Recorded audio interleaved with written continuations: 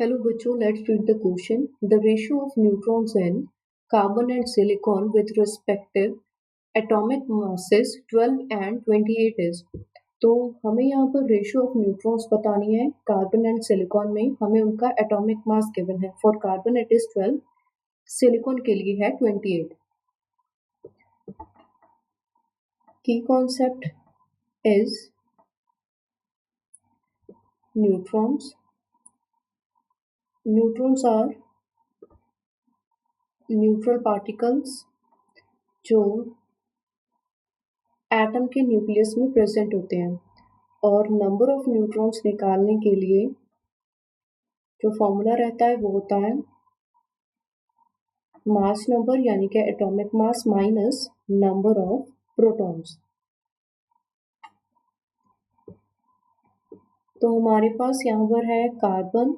Carbon का जो atomic mass होता है वो होता है 12, जैसे कि क्वेश्चन में गिवन है. और जो इसका एटॉमिक नंबर होता है वो होता है 6. और एटॉमिक नंबर ही इक्वल होता है नंबर ऑफ प्रोटॉन्स के. तो नंबर ऑफ न्यूट्रॉन्स यहाँ से आ जाएंगे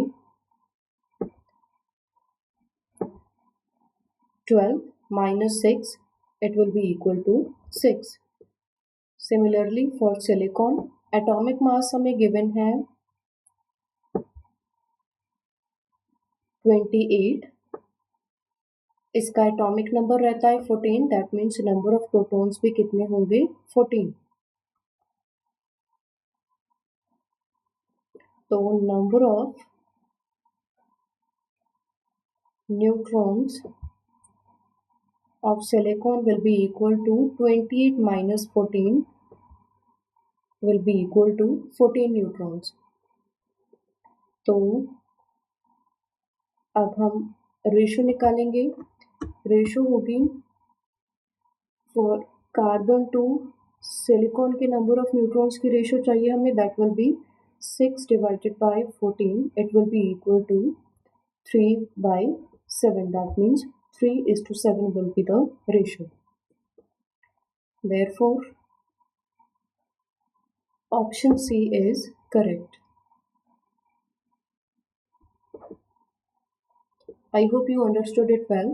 Best of luck.